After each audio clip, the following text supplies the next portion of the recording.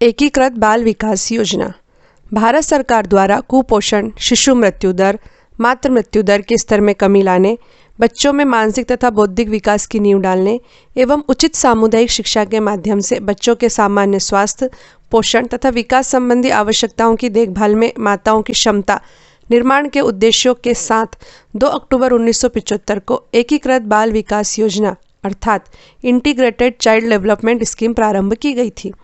एकीकृत बाल विकास योजना का लक्ष्य बच्चों के उचित मानसिक, शारीरिक तथा सामाजिक विकास की नींव डालना, 6 वर्ष तक की आयु के बच्चों में पोषण व स्वास्थ्य की स्थिति को सुधारना, मातृ मृत्यु दर, शिशु मृत्यु दर, कुपोषण, रुग्णता और बीच में स्कूल छोड़ने की प्रवृत्ति में कमी लाना, बाल विकास को बढ़ावा देने हेतु विभिन्न विभागों में नीति निर्धारण और कार्यक्रम लागू करने में प्रभावकारी तालमेल कायम करना, उचित सामुदायिक शिक्षा के माध्यम से बच्चों में सामान्य स्वास्थ्य, पोषण तथा विकास संबंधी आवश्यकताओं की देखभाल के लिए माताओं की क्षमता बढ़ाना आदि है। एकीकृत बाल विकास योजना दुनिया की सबसे बड़ी महिला तथा बाल विकास से जुड़ी योजना है। पूरक पोषण आहार कार्यक्रम 2 अक्टूबर 1975 से प्रारंभ हुई एकीकृत बाल विकास योजना के तहत देश के सभी आंगनवाड़ी केंद्रों द्वारा पूरक पोषण आहार कार्यक्रम में 6 माह से लेकर 6 वर्ष तक की आयु समूह के बच्चों तथा गर्भवती व स्तनपान कराने वाली महिलाओं को पूरक पोषण आहार प्रदान किया जाता है। किशोरी बालिकाओं के सशक्तिकरण से संबंधित सबला योजना के अंतर्गत किशोरी बालिकाओं को भी इस योजना के तहत पूरक पोषण आहार प्रदान किया जा रहा है। 3 से 6 वर्ष की आयु के बच्चों को गर्म पके हुए भोजन के साथ नाश्ता भी दिया जाता है। नाश्ते में रेडी टू ईट फूड, उबला भीगा चना, देसी गुड़, भुना मूंगफली दाना, गुड़ प्रतिदिन अलग अलग नाश्ता चक्रानुक्रम में प्रदाय किया जाता है। 3 से 6 वर्ष आयु के गंभीर कुपोषित बच्चों को उपरोक्तानुसार नाश्ता एवं गर्म पके हुए भोजन के साथ अतिरिक्त रूप से रेडी टू ईट फूड भी प्रदान किया जाता है। गर्म पके हुए भोजन का प्रदाय महिला स्व सहायता समूहों, ग्राम पंचायतों, नगरीय निकायों के माध्यम से किया जाता है। नवाभियान योजना घरेलू हिंसा से महिलाओं का संरक्षण अधिनियम 2005 के क्रियान्वयन के लिए छत्तीसगढ़ शासन के महिला एवं बाल विकास विभाग द्वारा नवाभियान योजना संचालित की जा रही है। घरेलू हिंसा से महिलाओं का संरक्षण अधिनियम 2005 के प्रावधानों के अनुसार छत्तीसगढ़ के प्रत्येक जिले में महिला संरक्षण अधिकारी की पद स्थापना की गई है। छत्तीसगढ़ के महिला एवं बाल विकास विभाग की नवाभियान योजना के अंतर्गत पीड़ित महिला को आवश्यकतानुसार विधिक सलाह, परामर्श, चिकित्सा सुविधा, परिवहन तथा आश्रय सुविधा उपलब्ध कराने हेतु प्रावधान किया गया है। छत्तीसगढ़ के महिला एवं बाल विकास विभाग की विभागीय नवाभियान योजना 26 अक्टूबर 2006 से प्रारंभ हुई है। महतारी जतन योजना छत्तीसगढ़ के महिला एवं बाल विकास विभाग की महतारी जतन योजना के तहत आंगनवाड़ी केंद्र के माध्यम से आकर्षक थाली गर्भवती महिलाओं को पृथक पृथक मेन्यू अनुसार प्रदान की जाती है, जिसमें चावल, दाल, रोटी, रसेदार व सूखी सब्जी, अचार, पापड़, सलाद आदि दिया जाता है। इसके अतिरिक्त महिलाओं को घर ले जाने हेतु प्रतिदिन 75 ग्राम के मान से 450 ग्राम का साप्ताहिक ready to eat food packet दिया जाता है। छत्तीसगढ़ में लगभग 1.61 लाख महिलाओं को इस योजना से लाभान्वित किया जा रहा है। 3 मई 2016 को महतारी जतन योजना की शुरुआत की गई थी। मुख्यमंत्री कन्या विवाह योजना छत्तीसगढ़ में गरीब परिवारों को कन्या के विवाह के संबंध में होने वाली आर्थिक कठिनाइयों से बचाने के लिए छत्तीसगढ़ के महिला एवं बाल विकास विभाग द्वारा मुख्यमंत्री कन्या विवाह योजना लागू की गई है। मुख्यमंत्री कन्या विवाह योजना का उद्देश्य गरीब परिवारों को कन्या के विवाह के संदर्भ में होने वाली आर्थिक कठिनाइयों का निवारण, विवाह के अवसर पर होने वाली फिजूल खर्ची को रोकना एवं सादगीपूर्ण विवाह को बढ़ावा देने, सामूहिक विवाहों के आयोजन के माध्यम से मनोबल तथा आत्मसम्मान में वृद्धि एवं उनकी सामाजिक स्थिति में सुधार, सामूहिक विवाहों का प्रोत्साहन तथा विवाहों में दहेज के लेन देन की रोकथाम करना है। गरीबी रेखा से नीचे जीवन यापन करने वाले परिवार अथवा मुख्यमंत्री खाद्यान्न योजना के अंतर्गत कार्डधारी परिवार की 18 वर्ष से अधिक आयु की अधिकतम 2 कन्याओं को मुख्यमंत्री कन्या विवाह योजना के अंतर्गत लाभ प्रदान किया जाता है। इस योजना के अंतर्गत प्रत्येक कन्या के विवाह हेतु अधिकतम 25,000 रुपये की राशि व्यय किए जाने का प्रावधान है। इसमें से वर वधू हेतु श्रृंगार सामग्री पर 5,000 रुपये, अन्य उपहार सामग्री पर 14,000 रुपये, वधू को बैंक ड्राफ्ट के रूप में 1,000 रुपये तथा सामूहिक विवाह आयोजन पर प्रति कन्या राशि 5,000 रुपये तक व्यय किए जाने का प्रावधान है। छत्तीसगढ़ शासन द्वारा मुख्यमंत्री कन्या विवाह योजना के अंतर्गत विधवा, अनाथ और निराश्रित कन्याओं को भी शामिल किया गया है।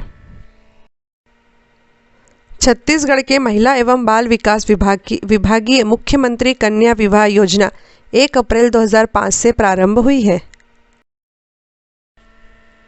मुख्यमंत्री बाल संदर्भ योजना। छत्तीसगढ़ के महिला एवं बाल विकास विभाग की विभागीय योजना मुख्यमंत्री बाल संदर्भ योजना वर्ष 2009 से प्रारंभ की गई है। गंभीर कुपोषित बच्चों को कुपोषण के चक्र से बाहर लाकर कुपोषण की दर में कमी हेतु छत्तीसगढ़ में मुख्यमंत्री बाल संदर्भ योजना का संचालन किया जा रहा है। योजना के तहत गंभीर कुपोषित एवं संकटग्रस्त बच्चों को चिकित्सकीय परीक्षण की सुविधा, चिकित्सक द्वारा लिखी गई दवाएं तथा आवश्यकतानुसार बाल रोग विशेषज्ञों की परामर्श की सुविधा उपलब्ध कराई जाती है। एक हितग्राही को वर्ष भर में अधिकतम 500 रुपये तक की दवाएं तथा आवश्यकता होने पर चिकित्सा अधिकारी के परामर्श से इससे अधिक राशि की दवाएं भी उपलब्ध कराई जाती हैं। मुख्यमंत्री सुपोषण अभियान।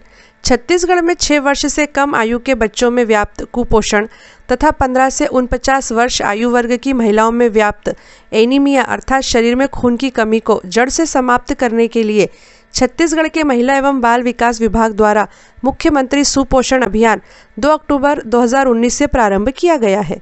मुख्यमंत्री सुपोषण अभियान के अंतर्गत छत्तीसगढ़ के लगभग 1.85 लाख हितग्राहियों को गर्म भोजन एवं 3.53 लाख हितग्राहियों को अतिरिक्त पोषण आहार के रूप में अंडा, चिक्की, लड्डू, मूंगफली, दलिया आदि प्रदान किया जा रहा है।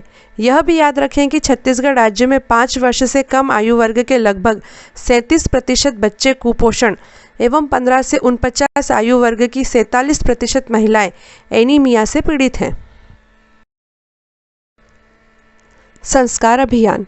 छत्तीसगढ़ के महिला एवं बाल विकास विभाग के संस्कार अभियान का मुख्य उद्देश्य गर्भधारण से 6 वर्ष की आयु तक के बच्चों के सर्वांगीण विकास हेतु आवश्यक आधारभूत संरचना, वातावरण एवं गुणवत्तापूर्ण सेवाएं उपलब्ध कराते हुए छत्तीसगढ़ के आंगनवाड़ी केंद्रों का उन्नयन करना है। संस्कार अभियान के तहत जहां एक और आंगनवाड़ी केंद्रों को संसाधन सामग्री उपलब्ध कराई जाती है, वहीं दूसरी ओर संस्कार अभियान के अंतर्गत गुणवत्तापूर्ण प्रारंभिक बाल्यावस्था देखरेख हेतु छत्तीसगढ़ के लगभग 49,000 आंगनवाड़ी कार्यकर्ताओं को अब तक प्रशिक्षण दिया जा चुका है। संस्कार अभियान की शुरुआत वर्ष 2017 से हुई है। संस्कार अभियान के तहत 3 से 6 वर्ष के बच्चों को आंगनबाड़ी केंद्रों में निर्धारित समय सारणी अनुसार शाला पूर्व शिक्षा भी प्रदान की जा रही है। सक्षम योजना। सक्षम योजना छत्तीसगढ़ के महिला एवं बाल विकास विभाग के तहत छत्तीसगढ़ महिला कोष द्वारा वित्तीय वर्ष 2009-10 से आरंभ की गई है। सक्षम योजना के तहत स्वयं का व्यवसाय आरंभ करने हेतु आसान शर्तों पर 1 लाख रुपए तक का ऋण प्रदान किया जाता है। उक्त ऋण की वापसी 5 वर्षों में केवल 6.5% साधारण वार्षिक ब्याज दर पर किश्तों में की जाती है। छत्तीसगढ़ में गरीबी रेखा के नीचे जीवन यापन करने वाली ऐसी महिलाएं जिनके पति की मृत्यु हो चुकी है अथवा 35 से 45 आयु वर्ग की अविवाहित महिलाएं अथवा कानूनी तौर पर तलाकशुदा महिलाएं, यौन उत्पीड़न, HIV पॉजिटिव एवं तृतीय लिंग हितग्राही भी सक्षम योजना का लाभ लेने की पात्रता रखती हैं। छत्तीसगढ़ के महिला एवं बाल विकास विभाग की विभागीय सक्षम योजना वित्तीय वर्ष 2009-10 से प्रारंभ हुई है। सबला योजना। किशोरी बालिकाओं के आत्मविकास और सशक्तिकरण से संबंधित सबला योजना के अंतर्गत छत्तीसगढ़ में किशोरी बालिकाओं को पूरक पोषण आहार प्रदान किया जा रहा है। योजना के अंतर्गत 11 से 14 आयु वर्ग की शाला त्यागी किशोरी बालिकाओं तथा 14 से 18 आयु वर्ग की सभी किशोरी बालिकाओं को प्रतिदिन 5 रुपये के मान से पूरक पोषण आहार का प्रदाय किया जा रहा है। सबला योजना में पूरक पोषण आहार कार्यक्रम केंद्र प्रवर्तित योजना के रूप में लागू किया गया है, अर्थात पूरक पोषण आहार कार्यक्रम पर होने वाले वास्तविक व्यय का 50% केंद्र शासन द्वारा तथा 50% राज्य शासन द्वारा वहन किया जा रहा है। सबला योजना छत्तीसगढ़ के रायपुर, बस्तर, रायगढ़, राजनांदगांव, गरियाबंद, बालोदा बाजार, कोंडागांव, सूरजपुर, बलरामपुर एवं सरगुजा जिलों में लागू है। 19 नवंबर 2010 को सबला योजना की शुरुआत की गई थी। स्वावलंबन योजना ऐसी महिलाओं जिनके पति की मृत्यु हो चुकी है अथवा 35 से 45 आयु वर्ग की अविवाहित महिलाओं अथवा कानूनी तौर पर तलाकशुदा महिलाओं को कौशल प्रशिक्षण उपलब्ध कराने के लिए छत्तीसगढ़ के महिला एवं बाल विकास विभाग द्वारा स्वावलंबन योजना संचालित की जा रही है। यौन उत्पीड़न, HIV पॉजिटिव एवं तृतीय लिंग अर्थात ट्रांसजेंडर हितग्राही भी स्वावलंबन योजना का लाभ लेने की पात्रता रखते हैं। स्वावलंबन योजना के तहत समस्त कौशल प्रशिक्षण मुख्यमंत्री कौशल विकास योजना अंतर्गत वोकेशनल ट्रेनिंग प्रोवाइडर अर्थात VTP के माध्यम से दिए जाते हैं। छत्तीसगढ़ के महिला एवं बाल विकास विभाग की स्वावलंबन योजना वित्तीय वर्ष 2009-10 से प्रारंभ हुई है। एकीकृत बाल संरक्षण योजना विपदाग्रस्त, अनाथ, अपरिपक्व तथा निराश्रित बच्चों की देखभाल एवं संरक्षण के लिए छत्तीसगढ़ में एकीकृत बाल संरक्षण योजना प्रारंभ की गई है। एकीकृत बाल संरक्षण योजना के तहत राज्य स्तर पर राज्य बाल संरक्षण प्रकोष्ठ, राज्य बाल संरक्षण समिति तथा राज्य स्तरीय दत्तक ग्रहण संसाधन प्राधिकरण बनाया गया है। इसके अलावा एकीकृत बाल संरक्षण योजना के तहत बच्चे 24 घंटे चालू रहने वाले चाइल्ड हेल्पलाइन नंबर 1098 पर फ़ोन करके आपातकालीन सहायता भी प्राप्त कर सकते हैं। एकीकृत बाल संरक्षण योजना अर्थात इंटीग्रेटेड चाइल्ड प्रोटेक्शन स्कीम वित्तीय वर्ष 2009-10 से प्रारंभ हुई है। उज्ज्वला गृह योजना बच्चों तथा महिलाओं की ट्रैफिकिंग के निवारण तथा ट्रैफिकिंग और व्यावसायिक यौन शोषण के पीड़ितों के बचाव, पुनर्वास और उन्हें समाज में पुनः जोड़ने के लिए केंद्र सरकार ने 1 अप्रैल 2016 से उज्ज्वला गृह योजना प्रारंभ की है। सरल शब्दों में कहें तो यौन शोषण के उद्देश्य से बच्चों, लड़कियों तथा महिलाओं की तस्करी को ट्रैफिकिंग कहते हैं। उज्ज्वला गृह योजना में पुलिस द्वारा यौन तस्करों से मुक्त कराए गए बच्चों, लड़कियों तथा महिलाओं को रहने का स्थान प्रदान किया जाता है, उनकी ज़रूरतें पूरी की जाती हैं तथा उनको कौशल प्रशिक्षण प्रदान कर उनका पुनर्वास किया जाता है। यह हमारे समाज की कैसी विडंबना है कि यौन तस्करों से मुक्त कराए गए बच्चों तथा महिलाओं को अधिकतर उनका स्वयं का परिवार ही स्वीकार नहीं करता है। ऐसे में यह योजना ही उनका सहारा बनती है। उज्ज्वला गृह योजना के तहत छत्तीसगढ़ के रायपुर, बिलासपुर, कोरबा तथा कोरिया में संरक्षण एवं पुनर्वास गृह P&R होम संचालित किए जा रहे हैं। कामकाजी महिलाओं के लिए हॉस्टल योजना भारत सरकार द्वारा वित्तीय वर्ष 1972-1973 से शहरों, कस्बों एवं ग्रामीण क्षेत्रों में कामकाजी महिलाओं को हॉस्टल सुविधा उपलब्ध कराने हेतु यह योजना लागू की गई है। कामकाजी महिलाओं के लिए हॉस्टल योजना का उद्देश्य व्यावसायिक प्रतिबद्धताओं के कारण अपने परिवार से दूर रहने वाली कामकाजी महिलाओं के लिए सुरक्षित और किफ़ायती आवास की उपलब्धता को बढ़ावा देना है। छत्तीसगढ़ में वर्तमान में 4 जिलों रायपुर, बिलासपुर, रायगढ़ तथा धमतरी में कामकाजी महिला हॉस्टल का संचालन हो रहा है। किशोरी बालिकाओं के लिए योजना केंद्र सरकार ने 11 से 18 वर्ष की किशोरी बालिकाओं के सशक्तिकरण के लिए सबला नामक योजना 19 नवंबर 2010 से प्रारंभ की थी।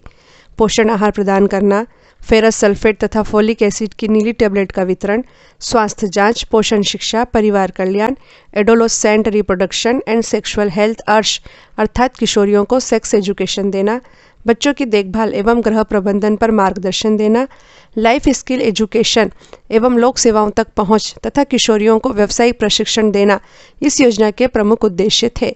1 अप्रैल 2018 से इस योजना में केंद्र सरकार की किशोरी शक्ति योजना को समाहित कर दिया गया है तथा इस सबला योजना को समन्वित बाल विकास योजना ICDS के साथ सम्मिलित अर्थात लिंक कर दिया गया है। यह योजना वर्तमान में देश के 503 जिलों में चलाई जा रही है।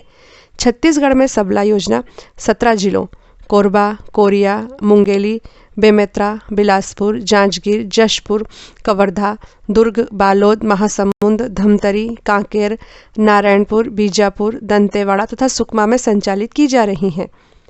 गौरतलब है कि आपको किशोरी शक्ति योजना के नाम से भ्रमित होने की ज़रूरत नहीं है। क्योंकि अब इस नाम की कोई योजना है ही नहीं। छत्तीसगढ़ के महिला बाल विकास विभाग की वेबसाइट पर किशोरी शक्ति योजना का उल्लेख है। इसका कारण यह है कि इस वेबसाइट का योजना संबंधित खंड काफ़ी समय से अपडेट नहीं हुआ है। पोषण अभियान। भारत सरकार के द्वारा कुपोषण के स्तर में कमी लाने के लिए पोषण अभियान का शुभारंभ किया गया है। पोषण अभियान का शुभारंभ 8 मार्च 2018 को भारत के प्रधानमंत्री द्वारा राजस्थान के झुंझुनू में किया गया था। पोषण अभियान देश के सभी राज्यों में लागू किया गया है। पोषण अभियान का लक्ष्य राष्ट्रीय स्तर पर निर्धारित किया गया है, जिसके अनुसार जन्म से 6 वर्ष तक की आयु समूह के बच्चों, गर्भवती महिलाओं एवं धात्री माताओं अर्थात स्तनपान कराने वाली महिलाओं में विद्यमान कुपोषण स्तर में चरणबद्ध तरीके से प्रतिवर्ष 2% की कमी लाना है। प्रधानमंत्री मातृ वंदना योजना। गर्भवती एवं स्तनपान कराने वाली महिलाओं के पोषण स्तर में सुधार एवं उनकी मजदूरी की पूरक प्रतिपूर्ति हेतु 1 जनवरी 2017 से प्रधानमंत्री मातृ वंदना योजना, जिसे प्रधानमंत्री गर्भावस्था सहायता योजना भी कहा जाता है, प्रारंभ की गई है। प्रधानमंत्री मातृ वंदना योजना के तहत ऐसी गर्भवती महिलाओं एवं स्तनपान कराने वाली माताओं को जो केंद्र सरकार या राज्य सरकारों या सार्वजनिक उपक्रमों में नियमित रोजगार में हैं या जो वर्तमान में लागू किसी कानून के अंतर्गत समान लाभ प्राप्त कर रही हैं, उनको छोड़कर बाकी बची सभी गर्भवती महिलाएं एवं स्तनपान कराने वाली महिलाएं इस योजना के तहत पात्र हैं। प्रधानमंत्री मातृ वंदना योजना का मुख्य उद्देश्य जननी और उसके बच्चे की देखभाल करना है, जिसके लिए सरकार जननी को 6,000 रुपये की आर्थिक सहायता प्रदान करती है।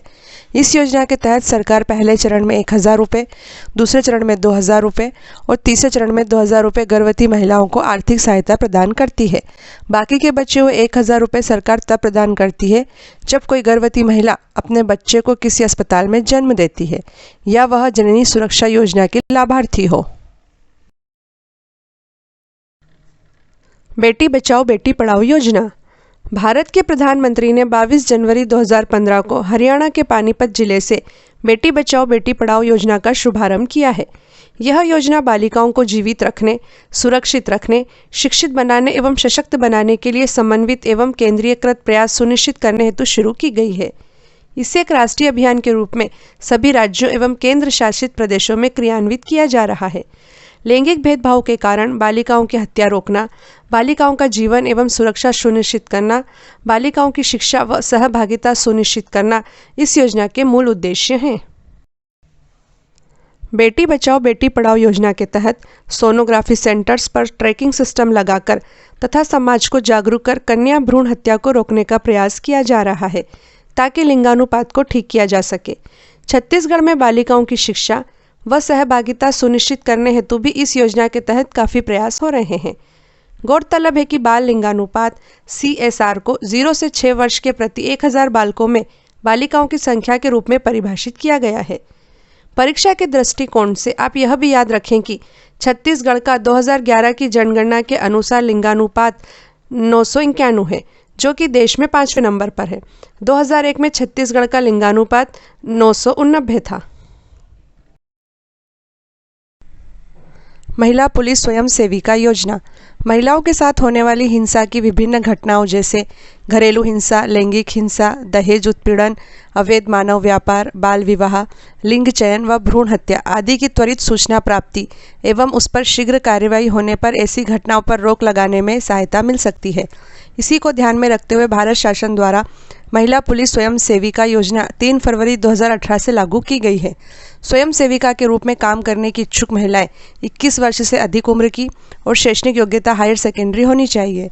चयन होने पर उन्हें मोबाइल, परिवहन व्यय आदि के लिए 1,000 रुपये मासिक मानदेय भी दिया जाता है। महिला पुलिस स्वयं सेविका समाज और पुलिस के बीच जेंडर आधारित मुद्दों पर एक सेतु के रूप में कार्य कर रही है। महिला पुलिस स्वयं सेविका पुलिस स्टेशन में पदस्थ पुलिस निरीक्षक को सीधे रिपोर्ट करती है। महिला पुलिस स्वयं सेविका अपने कार्य क्षेत्र में महिला व शिशु रक्षक दल का निर्माण करती है। महिला पुलिस स्वयं सेविका का प्रमुख कार्य महिलाओं के विरुद्ध होने वाली घरेलू हिंसा, बाल विवाह, दहेज प्रथा तथा सार्वजनिक स्थानों पर महिलाओं के विरुद्ध होने वाली हिंसा की रिपोर्ट तत्काल पुलिस को करना होती है। महिला पुलिस स्वयं सेविका स्थानीय प्रशासन एवं पुलिस को बेहतर सेवा प्रदान करने हेतु आवश्यक सुझाव एवं फीडबैक भी प्रदान करती है। छत्तीसगढ़ में महिला पुलिस स्वयं सेविका योजना चेतना योजना के नाम से भी जानी जाती है। महिला पुलिस स्वयं सेविका योजना अर्थात छत्तीसगढ़ की चेतना योजना छत्तीसगढ़ के दुर्ग एवं कोरिया जिले में लागू की गई है। राष्ट्रीय शिशु गृह योजना। राष्ट्रीय शिशु गृह योजना, जिसे इंग्लिश में नेशनल क्रेच स्कीम भी कहते हैं, की नए स्वरूप में शुरुआत 1 जनवरी 2017 से की गई है। इसी योजना को पूर्व में राजीव गांधी राष्ट्रीय क्रेच योजना के नाम से जाना जाता था। राजीव गांधी राष्ट्रीय क्रेच योजना 1 जनवरी 2006 में शुरू हुई थी। वर्तमान में नए स्वरूप में लागू राष्ट्रीय शिशु गृह योजना का उद्देश्य कामकाजी महिलाओं के 6 माह से 6 वर्ष की आयु वर्ग के बच्चों को दिन भर देखभाल की सुविधा प्रदान करना है। इस योजना के तहत शिशु गृह 1 महीने में 26 दिन एवं प्रतिदिन 7.5 घंटे के लिए खुला रहता है। गरीबी रेखा से नीचे जीवन यापन कर रहे परिवार के लिए शिशु गृह का शुल्क 20 रुपये प्रति माह प्रति बच्चा होता है। 12,000 रुपये प्रति माह तक की आय वाले परिवार के लिए 100 रुपये प्रति माह प्रति बच्चा शुल्क तथा 12,000 रुपये प्रति माह से अधिक की आय वाले परिवार के लिए 200 रुपये प्रति माह प्रति बच्चा शुल्क शिशु गृह द्वारा लिया जाता है। नेशनल क्रेच स्कीम के तहत सामान्यतः आंगनवाड़ी में ही शिशु गृह की स्थापना की जाती है। सखी वन स्टॉप सेंटर। भारत सरकार ने 1 अप्रैल 2015 से किसी महिला के साथ मारपीट, घरेलू हिंसा, दहेज उत्पीड़न या अन्य कोई घटना होती है तो उसे तुरंत न्याय दिलाने के उद्देश्य से सखी वन स्टॉप सेंटर योजना की शुरुआत की है। इस योजना के तहत पीड़ित व संकटग्रस्त ज़रूरतमंद महिलाओं को एक ही छत के नीचे उनकी आवश्यकतानुसार चिकित्सा, विधिक सहायता, मनोवैज्ञानिक सलाह, पुलिस सहायता, अस्थायी आश्रय, मानसिक चिकित्सा सेवा, परामर्श सुविधा तथा सहायता तत्काल उपलब्ध कराई जाती है। छत्तीसगढ़ में पीड़ित महिलाएं टोल फ्री महिला हेल्पलाइन नंबर 181 पर कॉल करके भी तत्काल इस योजना के तहत सहायता प्राप्त कर सकती हैं। स्टेप योजना the support to training and employment programme for women का ही संक्षिप्त स्वरूप स्टेप है।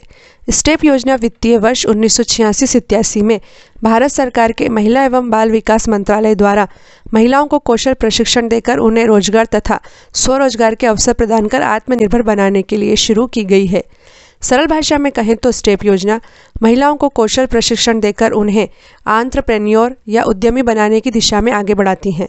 16 वर्ष से अधिक आयु की कोई भी महिला इस योजना का लाभ ले सकती है। इस योजना में अधिकतम आयु सीमा का कोई बंधन नहीं है। स्वाधार गृह योजना। केंद्र सरकार द्वारा स्वाधार और अल्पावास गृह नामक 2 पूर्ववर्ती योजनाओं को आपस में सम्मिलित करके 1 जनवरी 2016 से स्वाधार गृह योजना की शुरुआत की गई है।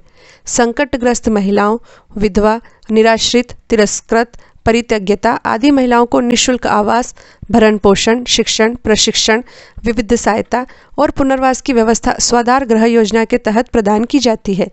छत्तीसगढ़ में वर्तमान में 3 स्वाधार गृह का संचालन बिलासपुर, सरगुजा एवं कांकेर में किया जा रहा है। इस योजना में केंद्र एवं छत्तीसगढ़ सरकार का अंशदान 60:40 के अनुपात में है। 181 महिला हेल्पलाइन नंबर। महिलाओं के विरुद्ध होने वाली हिंसा तथा अन्य दुर्घटनाओं के मामलों में त्वरित सहायता उपलब्ध कराने के उद्देश्य से छत्तीसगढ़ के रायपुर केंद्र से महिला हेल्पलाइन नंबर 181 का संचालन सखी वन स्टॉप सेंटर के साथ समन्वय करके किया जा रहा है। महिला हेल्पलाइन टोल फ्री नंबर 181 का संचालन छत्तीसगढ़ में 25 जून 2016 से शुरू किया गया है। महिला हेल्पलाइन नंबर 181 के अलावा छत्तीसगढ़ की महिलाएं वेबसाइट www.181chhattisgarh.in, ईमेल help@181chhattisgarh.in या www.facebook.com/181WHL छत्तीसगढ़ पर मैसेज भेजकर भी तत्काल सहायता प्राप्त कर सकती हैं।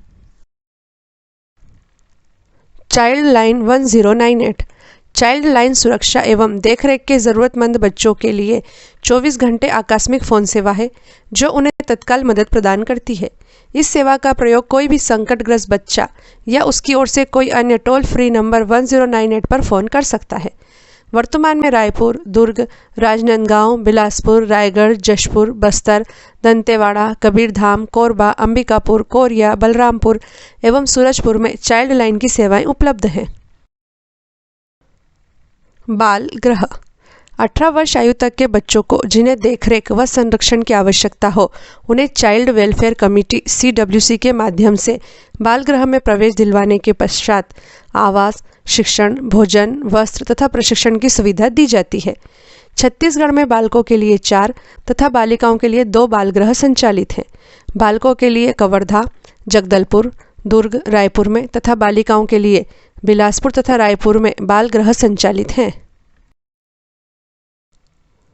खुला आश्रय गृह घुमंतु बच्चे, सड़क पर कचरा बीनने वाले बच्चे जिन्हें परिवार का सहयोग नहीं मिलता है अथवा संकटग्रस्त ऐसे बच्चे जो बाल श्रमिक हैं, आदि बच्चों को मुख्य धारा में लाने तथा आश्रय प्रदान करने के लिए खुला आश्रय गृह छत्तीसगढ़ के रायपुर, दुर्ग, बिलासपुर, रायगढ़, जशपुर, अंबिकापुर, बस्तर, दंतेवाड़ा एवं कोरबा में संचालित हैं। बाल संप्रेक्षण गृह भारत में 7 से 18 वर्ष तक के बालकों के द्वारा किए गए अपराध को किशोर न्याय अधिनियम 2015 के अनुसार बालक द्वारा विधि का उल्लंघन कहा जाता है। विधि का उल्लंघन करने वाले बालकों अर्थात बाल अपराधी के लिए वयस्क अपराधियों से अलग एक विशेष न्यायिक प्रक्रिया अपनाई जाती है। इस किशोर न्याय व्यवस्था में बालक के केस की जांच या सजा के दौरान उसे जिस स्थान पर निरुद्ध रखा जाता है उसे बाल संप्रेक्षण गृह कहते हैं। देश में लड़के एवं लड़कियों के लिए अलग अलग बाल संप्रेक्षण गृह संचालित किए जाते हैं। वर्तमान में दुर्ग एवं अंबिकापुर में बालकों के लिए तथा राजनांदगांव में बालिकाओं के लिए संप्रेक्षण गृह संचालित हैं। ऐसे बच्चे जिनकी उम्र 16 वर्ष से अधिक है एवं जिन्होंने गंभीर अपराध किया है, उन्हें प्लेस ऑफ सेफ्टी में रखा जाता है। वर्तमान में रायपुर एवं बस्तर में 25-25 बाल अपराधी की क्षमता का प्लेस ऑफ सेफ्टी संचालित है। पूरक पोषण आहार कार्यक्रम छत्तीसगढ़ में एकीकृत बाल विकास सेवाओं के अंतर्गत आंगनवाड़ी केंद्रों द्वारा पूरक पोषण आहार कार्यक्रम के तहत 6 माह से 3 वर्ष तक की आयु के बच्चों, 3 वर्ष से 6 आयु वर्ग के बच्चों तथा गर्भवती व शिशुवती महिलाओं को पूरक पोषण आहार का प्रदाय किया जाता है। पूरक पोषण आहार कार्यक्रम के अंतर्गत 6 माह से 6 वर्ष के 20.84 लाख बच्चों तथा 4.69 लाख गर्भवती व शिशुवती महिलाओं, इस प्रकार कुल 25.53 लाख हितग्राहियों को लाभान्वित किया जा रहा है। यह योजना मुख्यमंत्री सुपोषण अभियान, जो कि कुपोषण तथा एनीमिया की समाप्ति से संबंधित है, से पूरी तरह अलग है। महिला जागृति शिविर महिलाओं को उनके कानूनी अधिकारों, प्रावधानों के प्रति जागरूक करने, विभिन्न सामाजिक कुप्रथाओं के विरुद्ध महिलाओं को संगठित करने तथा विभिन्न योजनाओं की जानकारी देकर उन्हें योजनाओं का लाभ उठाने के लिए प्रेरित करने के लिए छत्तीसगढ़ शासन के महिला एवं बाल विकास द्वारा महिला जागृति शिविर का आयोजन किया जाता है। छत्तीसगढ़ के महिला एवं बाल विकास विभाग द्वारा इस हेतु छत्तीसगढ़ की ग्राम पंचायतों, जनपद एवं जिला स्तर पर समय समय पर नियमित रूप से महिला जागृति शिविरों का आयोजन किया जाता है। महिला स्व सहायता समूह गठन एवं सशक्तिकरण छत्तीसगढ़ में 68,071 महिला स्व सहायता समूह गठित किए गए हैं, जिनके तहत लगभग 8.03 लाख महिलाएं संगठित हुई हैं। छत्तीसगढ़ के महिला एवं बाल विकास विभाग की महिला स्व सहायता समूह गठन एवं सशक्तिकरण योजना का उद्देश्य असंगठित ग्रामीण महिलाओं को संगठित करना, महिलाओं का सामाजिक एवं आर्थिक सशक्तिकरण, महिलाओं को समूह में छोटी छोटी बचत करने तथा अपनी छोटी मोटी ज़रूरतों की पूर्ति हेतु समूह में ही न्यूनतम दर पर लेन देन हेतु सक्षम बनाने में सहयोग प्रदान करना है। छत्तीसगढ़ में महिला स्वयं सहायता समूह द्वारा स्कूल मध्याह्न भोजन, आंगनवाड़ी पूरक पोषण आहार कार्यक्रम, आंगनवाड़ी केंद्र के हितग्राहियों के लिए रेडी टू ईट फूड एवं सार्वजनिक वितरण प्रणाली के तहत उचित मूल्य की दुकान के संचालन के साथ साथ विभिन्न कार्यों को किया जा रहा है।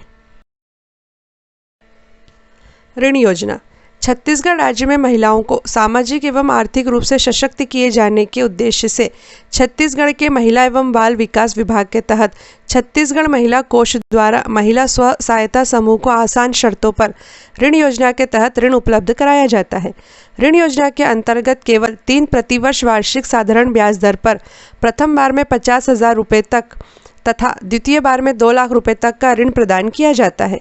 यौन उत्पीड़न एवं HIV पीड़ित महिलाओं को शासकीय चिकित्सक द्वारा प्रदत्त चिकित्सा प्रमाण पत्र के आधार पर आर्थिक गतिविधियों से जोड़े जाने हेतु प्राथमिकता के आधार पर इस योजना के तहत ऋण प्रदान किया जाता है।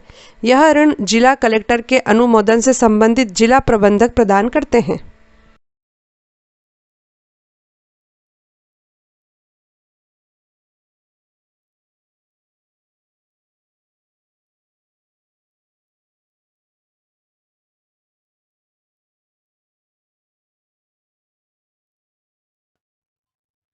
बेटी बचाओ बेटी पढ़ाओ कार्यक्रम का शुभारंभ किस जिले से किया गया था?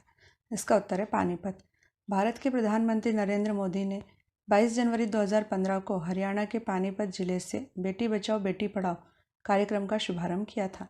यह कार्यक्रम बालिकाओं को जीवित रखने, सुरक्षित रखने, शिक्षित बनाने एवं सशक्त बनाने के लिए समन्वित एवं केंद्रीकृत प्रयास सुनिश्चित करने हेतु शुरू किया गया है।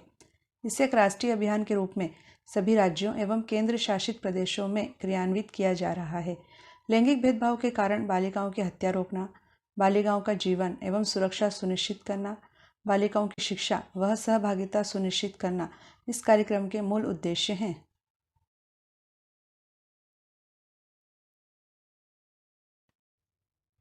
सुकन्या समृद्धि योजना के तहत किस आयु तक की बालिका का खाता खुलवाया जा सकता है? इसका उत्तर है 10 वर्ष तक। सुकन्या समृद्धि योजना बालिकाओं के लिए एक लघु बचत योजना है तथा बेटी बचाओ बेटी पढ़ाओ योजना का ही एक अंग है, जिसका शुभारंभ प्रधानमंत्री नरेंद्र मोदी ने 22 जनवरी 2015 को किया था। सुकन्या समृद्धि योजना के तहत सुकन्या समृद्धि खाता बालिका के जन्म लेने से लेकर उसकी आयु 10 वर्ष होने तक किसी भी समय उसके नाम से खुलवाया जा सकता है। आरंभ में न्यूनतम 1000 रुपये जमा कराने होते हैं और उसके बाद 100 रुपये के गुणक में कोई भी राशि जमा कराई जा सकती है।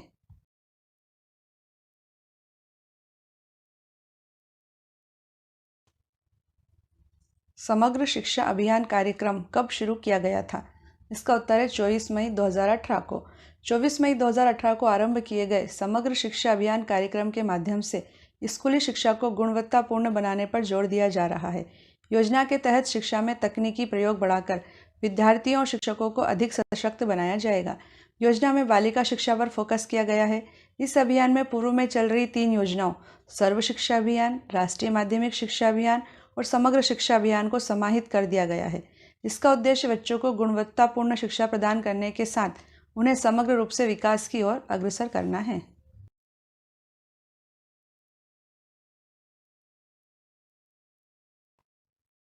प्रधानमंत्री उज्ज्वला योजना का संबंध किससे है? इसका उत्तर है LPG कनेक्शन से। नरेंद्र मोदी के द्वारा प्रधानमंत्री उज्ज्वला योजना 1 मई 2016 को उत्तर प्रदेश के बलिया जिले से आरंभ की गई। इस योजना का लक्ष्य गरीबी रेखा से नीचे जीवन यापन करने वाले 5 करोड़ लोगों को रसोई गैस कनेक्शन प्रदान करना था। योजना के अंतर्गत गरीबी रेखा से नीचे जीवन यापन करने वाले परिवार को प्रत्येक LPG कनेक्शन के लिए 1600 रुपये प्रदान किए जाते हैं।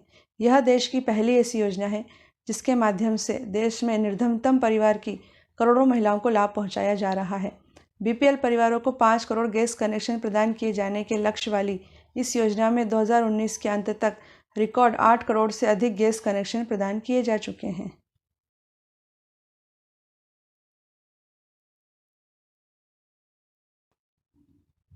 उज्ज्वला प्लस योजना क्या है? इसका उत्तर है LPG सब्सिडी छोड़ने से। प्रधानमंत्री उज्ज्वला प्लस योजना 2017 के अंतर्गत स्वेच्छा से LPG पर अपनी सब्सिडी छोड़ देने वाले उपभोक्ताओं को ज़रूरतमंद परिवारों को मुफ्त LPG कनेक्शन मुहैया कराने के लिए प्रोत्साहित किया जाता है। इसके अंतर्गत LPG पर अपनी सब्सिडी छोड़ देने वाले उपभोक्ताओं की सब्सिडी की राशि से गरीब परिवारों को मुफ्त LPG कनेक्शन दिए जाते हैं।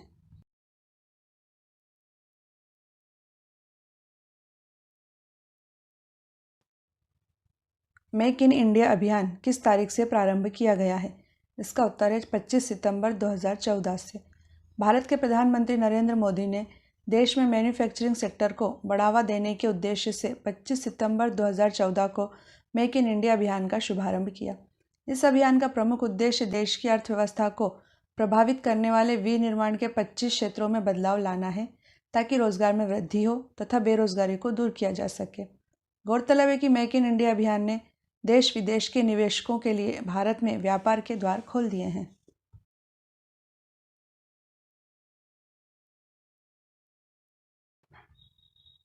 स्मार्ट सिटी योजना में कितने शहरों को स्मार्ट सिटी के रूप में विकसित करने का लक्ष्य रखा गया है?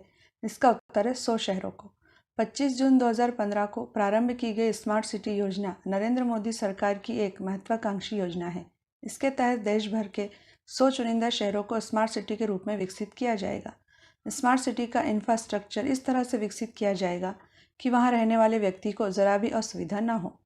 स्मार्ट सिटी योजना हेतु 20 शहरों की पहली सूची जनवरी 2016 में, 13 शहरों की दूसरी सूची मई 2016 में, 27 शहरों की तीसरी सूची सितंबर 2016 में और 30 शहरों की चौथी सूची जून 2017 में जारी की गई थी। 9 शहरों की पांचवी सूची जनवरी 2018 में जारी की गई तथा जून 2018 में शिलांग को 100वें स्मार्ट शहर के रूप में चुना गया है।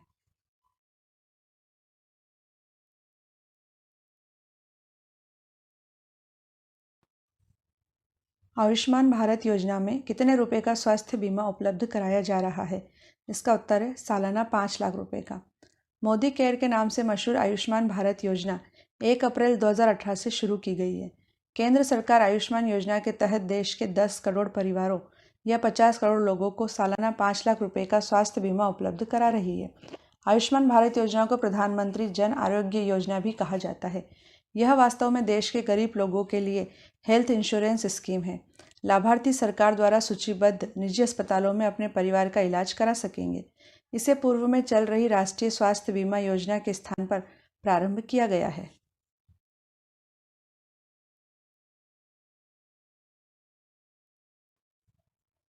स्वच्छ भारत अभियान किस तारीख से प्रारंभ हुआ है? इसका उत्तर है 2 अक्टूबर 2014। प्रधानमंत्री नरेंद्र मोदी ने 2 अक्टूबर 2014 को गांधी जयंती के दिन स्वच्छ भारत अभियान का शुभारंभ किया था। स्वच्छ भारत अभियान का लक्ष्य खुले में शौच को रोकना, प्रत्येक घर में शौचालय का निर्माण करना तथा कचरे का उचित ढंग से निस्तारण करना है। लोगों में स्वच्छता के प्रति जागरूकता उत्पन्न करना भी स्वच्छ भारत अभियान का मुख्य लक्ष्य है। इसके तहत वर्ष 2019 के अंत तक भारत को संपूर्ण स्वच्छ बनाने का लक्ष्य तय किया गया था। 2 अक्टूबर 2019 को प्रधानमंत्री नरेंद्र मोदी ने भारत को खुले में शौच से मुक्त अर्थात ODF घोषित कर दिया है।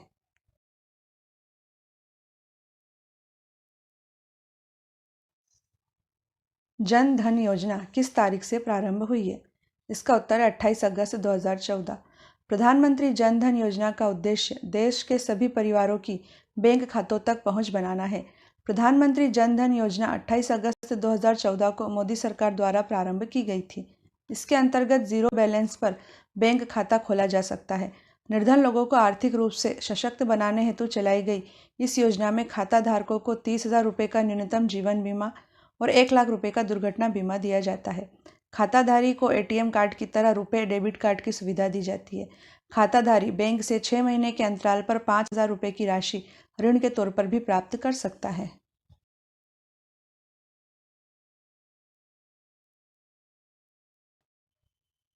नमामि गंगे कार्यक्रम किस तारीख को प्रारंभ हुआ है?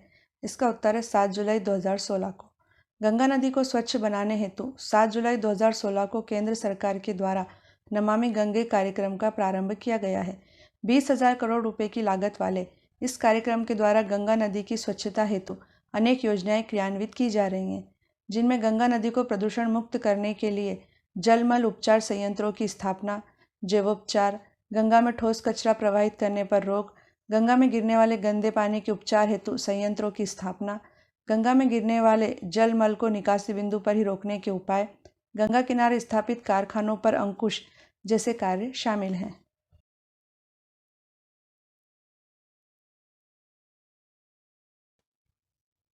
डिजिटल इंडिया मिशन कब शुरू किया गया था? इसका उत्तर है 2 जुलाई 2015 को। सभी सरकारी सेवाएं जन सामान्य को इलेक्ट्रॉनिक तरीके से मुहैया कराने हेतु सरकारी कामकाज का डिजिटलीकरण करने के उद्देश्य से 2 जुलाई 2015 को डिजिटल इंडिया मिशन की शुरुआत की गई थी। मिशन के तहत भारत को डिजिटल बनाने हेतु विशेष ध्यान दिया जा रहा है। 1 लाख करोड़ रुपए की लागत वाले इस मिशन के 2020 तक पूरे होने का लक्ष्य रखा गया है। यह देश का एक सफल मिशन है और डिजिटल साक्षरता तथा विभिन्न कार्यक्रमों के माध्यम से तेजी के साथ अपने लक्ष्य की ओर बढ़ रहा है।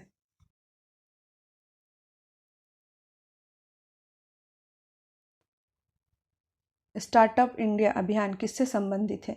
इसका उत्तर है नए उद्यमों से। 16 जनवरी 2016 को उत्तर प्रदेश के नोएडा से नए उद्यमों को बढ़ावा देने के उद्देश्य से स्टार्टअप इंडिया अभियान का प्रारंभ किया गया।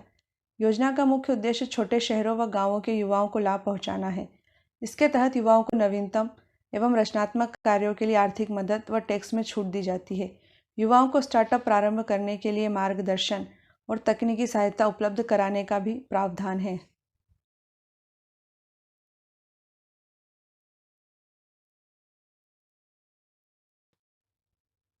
स्टैंड अप इंडिया अभियान किससे संबंधित है? इसका उत्तर है उद्यमशीलता को प्रोत्साहन। उत्तर प्रदेश के नोएडा से 5 अप्रैल 2016 को प्रधानमंत्री नरेंद्र मोदी ने स्टैंड अप इंडिया अभियान की शुरुआत की। इस योजना का लक्ष्य ऋण देकर वंचितों और दलितों को उद्यमशीलता हेतु प्रोत्साहित करके मुख्य धारा में लाना है।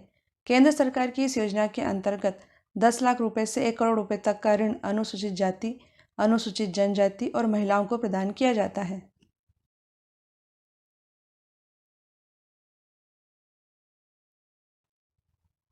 उजाला योजना में कार्बन उत्सर्जन में कितने प्रतिशत कमी लाने का लक्ष्य रखा गया है? इसका उत्तर है 30 से 31%। उजाला अर्थात उन्नत Jyotibai affordable LED for all योजना ऊर्जा बचत तथा कार्बन उत्सर्जन में 30 से 31% कमी करने हेतु नरेंद्र मोदी ने 1 मई 2015 को प्रारंभ की। इस योजना के अंतर्गत बिजली की बचत हेतु कम मूल्य पर एलईडी बल्ब दिए जाते हैं। उजाला योजना ने ऊर्जा की बचत करने वाली लाइटिंग के बारे में जागरूकता उत्पन्न करने में महत्वपूर्ण भूमिका अदा की है। महत्वपूर्ण बात यह है कि इस योजना से देश में प्रति वर्ष 12 करोड़ टन कार्बन मोनोऑक्साइड उत्सर्जन में कमी आई है। यह योजना बचत लैंप योजना के स्थान पर शुरू की गई है।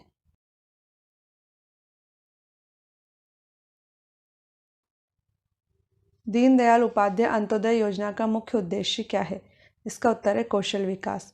25 सितंबर 2014 को प्रारंभ की गई दीनदयाल उपाध्याय अंत्योदय योजना का उद्देश्य कौशल विकास और अन्य उपायों के माध्यम से आजीविका के अवसरों में वृद्धि कर शहरी और ग्रामीण गरीबी को कम करना है। योजना के मुख्य बिंदु हैं: प्रत्येक शहरी निर्धन व्यक्ति पर 15,000 से 18,000 रुपये खर्च कर उसे कौशल सिखाना, व्यक्तिगत परियोजना के लिए 2 लाख रुपये की तथा समूह उद्यमों के लिए 10 लाख रुपये की ब्याज सब्सिडी के साथ उद्यमों की स्थापना के माध्यम से स्वरोजगार को बढ़ावा देना, सभी के लिए आवास, सभी के द्वार पर ही सुरक्षित पेयजल, क्षेत्र के अनुरूप सिंचाई की सुविधाएं, सभी मौसमों में चालू रहने वाली सड़कों के माध्यम से नज़दीकी शहरों से संपर्क, बिजली की उपलब्धता, शहरी विकास की निरंतरता के लिए ठोस संस्थागत प्रणाली, आदिवासी सांस्कृतिक धरोहर का संवर्धन एवं संरक्षण तथा आदिवासी क्षेत्रों में खेलों को बढ़ावा देना है।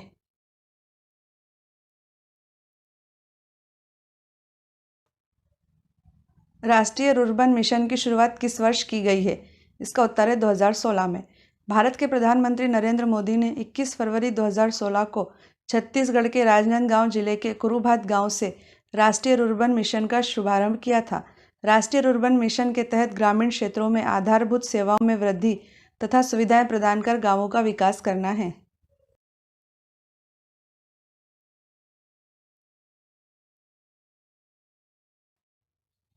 अमृत कार्यक्रम कब शुरू किया गया था? इसका उत्तर है 25 जून 2015 को। अमृत अर्थात Atal mission for rejuvenation and urban transformation कार्यक्रम का आरंभ 1 लाख से ज़्यादा आबादी वाले 500 से अधिक शहरों में बेसिक इंफ्रास्ट्रक्चर एवं अन्य सुविधाओं का विकास करने के उद्देश्य से 25 जून 2015 को किया गया था। इसमें शामिल शहरों में बिजली, पानी, सीवर नालियों व सेप्टिक टैंकों की जैविक और यांत्रिक सफाई, कचरा प्रबंधन, वर्षा जल संचयन, बाढ़ जल निकासी प्रणाली का निर्माण एवं उसका रखरखाव, बस रैपिड ट्रांसपोर्ट सिस्टम की स्थापना, अच्छी सड़कें, बच्चों के लिए पार्क जैसी सुविधाएं मुहैया कराई जाती हैं। यह 50,000 करोड़ रुपए की योजना है।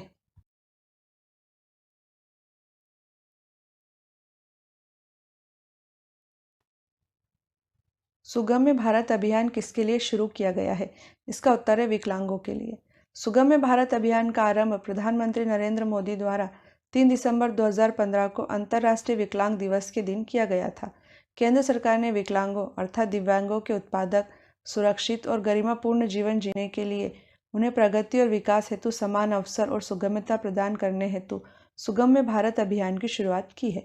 सुगम्य भारत अभियान विकलांगों के लिए सभी प्रकार की सुगम्यता प्रदान करने हेतु और 3 स्तंभों निर्माण परिवेश, सार्वजनिक परिवार तथा सूचना एवं संचार प्रौद्योगिकियों पर जोर देते हुए एक सक्षम और बाधा मुक्त वातावरण बनाने हेतु एक राष्ट्रव्यापी अभियान है।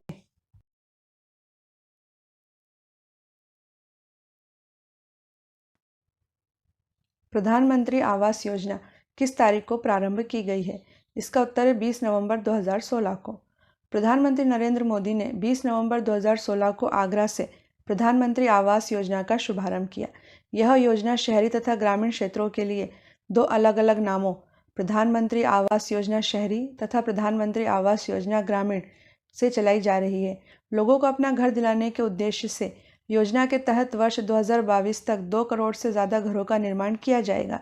योजना को निम्नलिखित 4 कार्यक्रम घटकों के माध्यम से पूरा किया जा रहा है। पहला, निजी प्रवर्तकों की भागीदारी से स्लम वासियों का स्लम पुनर्वास। दूसरा, ऋण से जुड़ी ब्याज सब्सिडी के माध्यम से कमजोर वर्ग के लिए किफ़ायती आवास को प्रोत्साहन। तीसरा, सार्वजनिक तथा निजी क्षेत्रों के साथ भागीदारी में किफ़ायती आवासों का निर्माण। चौथा, लाभार्थी आधारित व्यक्तिगत आवास निर्माण के लिए सब्सिडी।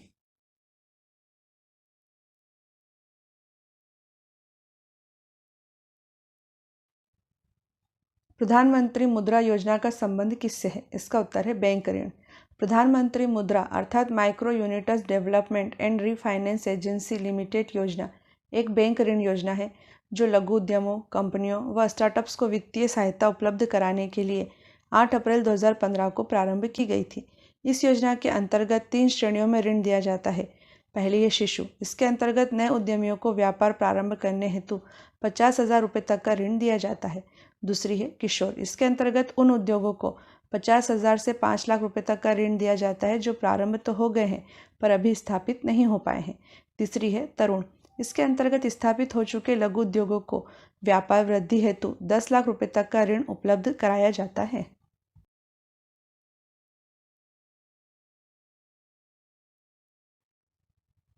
नई मंजिल योजना का संबंध किससे है? इसका उत्तर है औपचारिक शिक्षा कौशल प्रशिक्षण। नई मंजिल योजना बीच में ही पढ़ाई छोड़ चुके अथवा मदरसों जैसे सामुदायिक शिक्षा संस्थानों में पढ़े 17 से 35 वर्ष के अल्पसंख्यक युवाओं को कक्षा 8वीं या 10वीं तक औपचारिक शिक्षा तथा प्रमाण पत्र के साथ कौशल प्रशिक्षण देने के उद्देश्य से प्रारंभ की गई है ताकि वे बेहतर रोजगार प्राप्त करने के योग्य हो जाएं और बेहतर जीवन जी सकें। इस योजना में कम से कम 30% सीटें अल्पसंख्यक लड़कियों के लिए रखी गई हैं। इसमें 9 से 12 महीने का गैर आवासीय कार्यक्रम भी है जिसमें उनकी शिक्षा के लिए तथा लाभकारी रोजगार प्राप्त करने के लिए किसी कौशल का प्रशिक्षण दिया जाता है।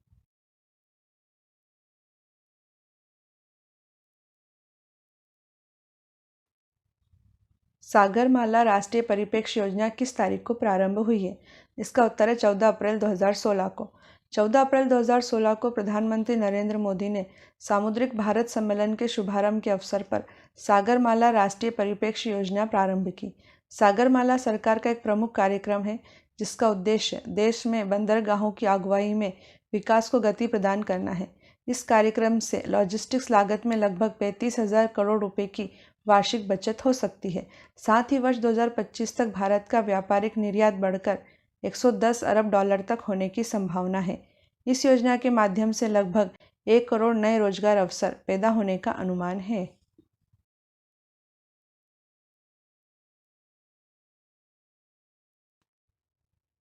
प्रधानमंत्री ग्राम सड़क योजना किस तारीख को प्रारंभ हुई थी? इसका उत्तर है 25 दिसंबर 2000 को। भारत सरकार ने 25 दिसंबर 2000 को प्रधानमंत्री ग्राम सड़क योजना अर्थात PMGSY की शुरुआत की थी। इस योजना का प्रमुख उद्देश्य ग्रामीण इलाकों में 500 या इससे अधिक आबादी वाले, पहाड़ी और रेगिस्तानी क्षेत्रों में 250 लोगों की आबादी वाले गांव सड़क संपर्क से वंचित गांवों को 12 सड़कों से जोड़ना है। प्रधानमंत्री ग्राम सड़क योजना के तहत सम्मिलित 1,58,891 गांवों में से 84,414 गांवों को जोड़ने के लिए लक्षित 3,67,693 किलोमीटर में से 2,09,570 किलोमीटर नई सड़कों का निर्माण किया जा चुका है। इस योजना के तहत प्रतिदिन औसतन लगभग 133 किलोमीटर सड़कों का निर्माण हो रहा है।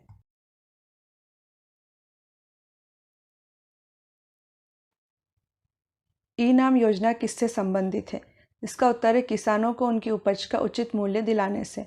ई नेशनल एग्रीकल्चर मार्केट अर्थात ई-नाम योजना का प्रारंभ प्रधानमंत्री मोदी के द्वारा 14 अप्रैल 2016 को किसानों को उनकी उपज का उचित मूल्य प्राप्त कराने के उद्देश्य से किया गया है। ई-नाम राष्ट्रीय स्तर का इलेक्ट्रॉनिक ट्रेडिंग पोर्टल है जो एकीकृत राष्ट्रीय बाजार के लिए एक मंच है। इसका उद्देश्य व्यापारियों को राज्य के सभी बाजारों के लिए लाइसेंस उपलब्ध करवाना, कृषि उपज के गुणवत्ता मानकों में एकरूपता लाना तथा प्रत्येक बाजार में गुणवत्ता परीक्षण का प्रावधान उपलब्ध कराना है।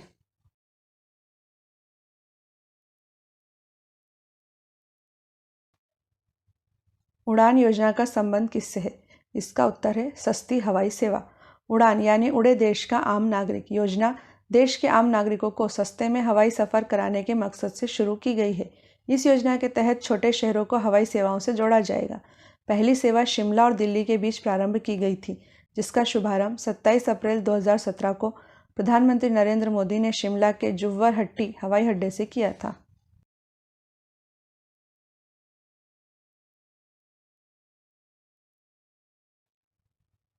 साथ कार्यक्रम किसने प्रारंभ किया है? इसका उत्तर है नीति आयोग ने।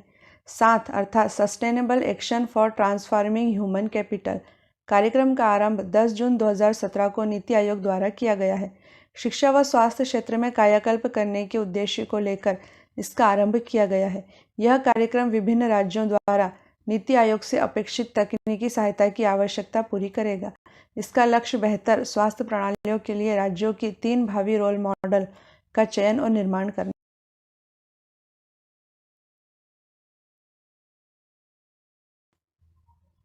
सेतु भारतम परियोजना का संबंध किससे है? इसका उत्तर है राजमार्गों को रेलवे क्रॉसिंग से मुक्त बनाना। सेतु भारतम परियोजना राष्ट्रीय राजमार्गों को रेलवे क्रॉसिंग से मुक्त बनाने के उद्देश्य से 4 मार्च 2016 से प्रारंभ की गई है। इसका लक्ष्य सभी राष्ट्रीय राजमार्गों को रेलवे क्रॉसिंग से मुक्त बनाना है ताकि उन पर आवाजाही सुगम हो सके। इस परियोजना के तहत 20,800 करोड़ रुपए की लागत से 208 रेलवे ओवरब्रिज तथा रेलवे अंडरब्रिज का निर्माण किया जाएगा।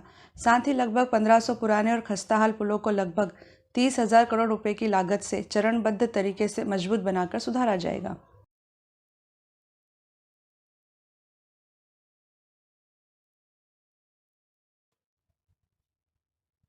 राष्ट्रीय वयोश्री योजना किस तारीख को प्रारंभ हुई है? इसका उत्तर 1 अप्रैल 2017। गरीबी रेखा से संबद्ध वरिष्ठ नागरिकों को शारीरिक सहायता एवं जीवन यापन के लिए आवश्यक उपकरण प्रदान करने वाली राष्ट्रीय वयोश्री योजना का शुभारंभ आंध्र प्रदेश के नेल्लोर जिले से 1 अप्रैल 2017 को किया गया है। इस योजना के अंतर्गत वरिष्ठ नागरिकों के जीवन यापन के लिए आवश्यक उपकरणों को शिविरों के माध्यम से वितरित किया जाएगा। 484 करोड़ रुपए की इस योजना से देश के 260 जिलों के गरीबी रेखा वाले 5,56,000 वरिष्ठ नागरिकों को लाभ मिलेगा।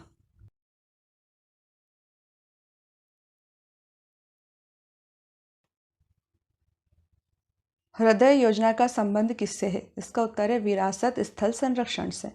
हृदय अर्थात heritage city development and augmentation योजना 21 जनवरी 2015 को प्रारंभ की गई थी। हृदय योजना विरासत शहरों में स्थित ऐतिहासिक इमारतों के संरक्षण, संवर्धन और इन शहरों में आर्थिक गतिविधियों के विकास से संबंधित है। केंद्र सरकार द्वारा वित्त पोषित यह योजना विरासत शहरों के समेकित, समावेशी और सतत विकास हेतु तैयार की गई है।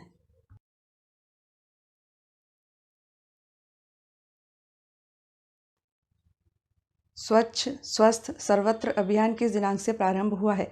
इसका उत्तर है 29 दिसंबर 2016। स्वच्छ स्वस्थ सर्वत्र अभियान का प्रारंभ केंद्र सरकार के स्वास्थ्य एवं परिवार कल्याण मंत्रालय तथा पेयजल एवं स्वच्छता मंत्रालय द्वारा 29 दिसंबर 2016 को किया गया था।